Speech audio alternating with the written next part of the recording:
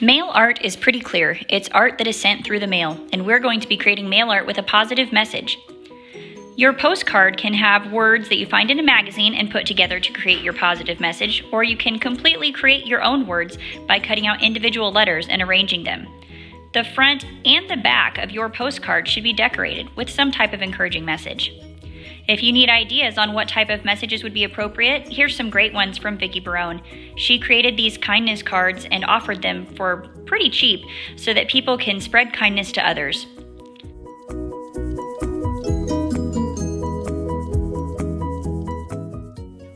I decided to watercolor the background of this postcard and then add some collage. I chose papers that went with the colors I had used so that it would look good together. You can tear or cut. Sometimes I like to tear to just get a different, more textural look to it. Glue it down with a glue stick, and then you can trim off any papers that stick off the edges. I think it's easier to do this by flipping it over and looking from the back, than using scissors to trim.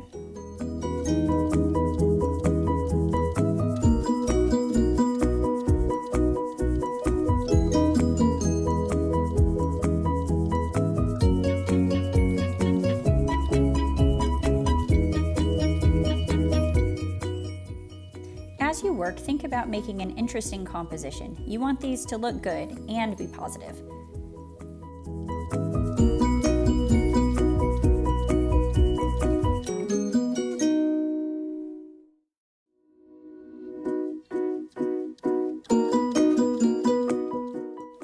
Now that the background's done, it's time to add the positive message. I have a bunch of words and letters that I've collected out of magazines. So you can start off with an idea in mind, or you can flip through to see what letters and words you find and maybe get an idea that way.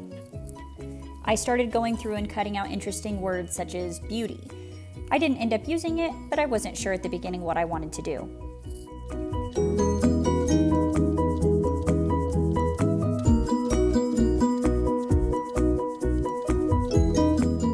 Eventually, as I shuffled through my words, I found this ad for something called RelPax, and I decided to turn it into the word relax. So I cut out the letters I didn't need and then got the idea to say either make time to relax or take time to relax. I was fine with either, but it was going to depend on whichever letters I could find that worked best with my design.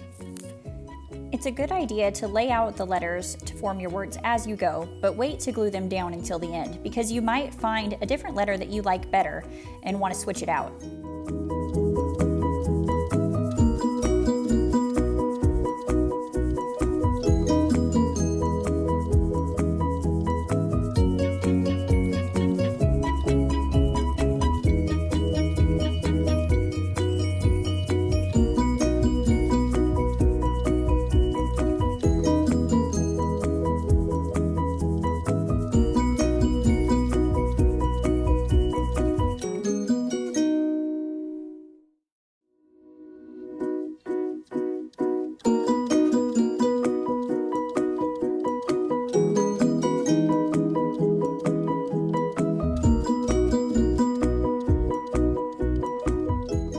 At first, I really liked the look of the big bold O, but eventually I realized it was too big compared to the rest of the letters, so I replaced it with 2 that I cut out of another word.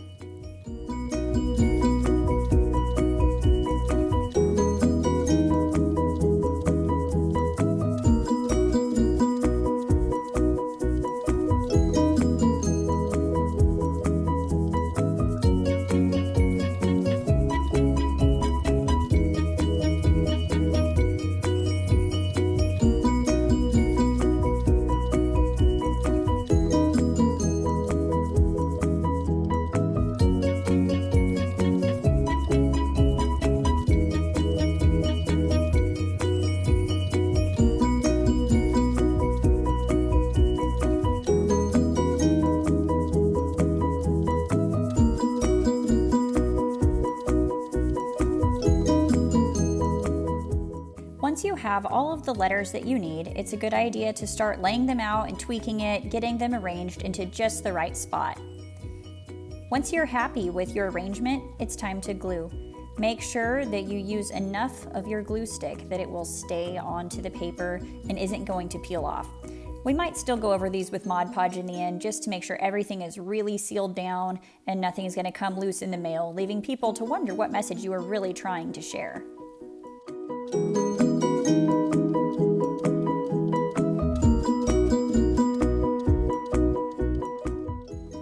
Once my words were glued down, I decided I needed some extra little details, so I decided to add some hearts. I just found a color of scrap paper that I thought would look nice with my design, cut them out, arranged them, and glued them down.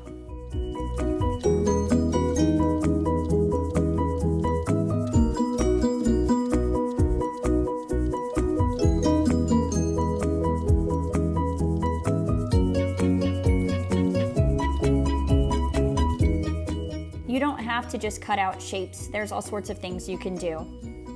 You could add yarn details. You could cut skinny strips of paper and weave them, gluing that down. You could use the scissors with the decorative edge or hole punch. It's really only limited by your imagination. You can even add sewn details. If you know how to use a sewing machine, we do have one available in the art room. It's not the highest quality machine, but it will work.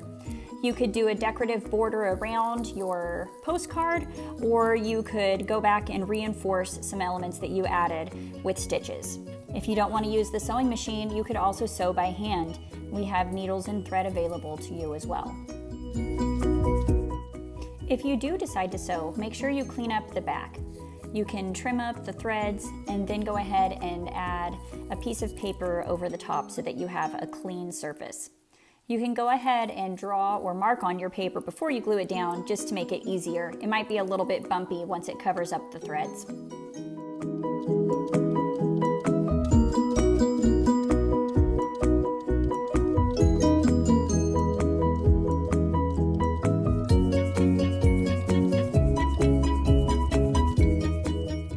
As always, make sure that you glue everything really, really well.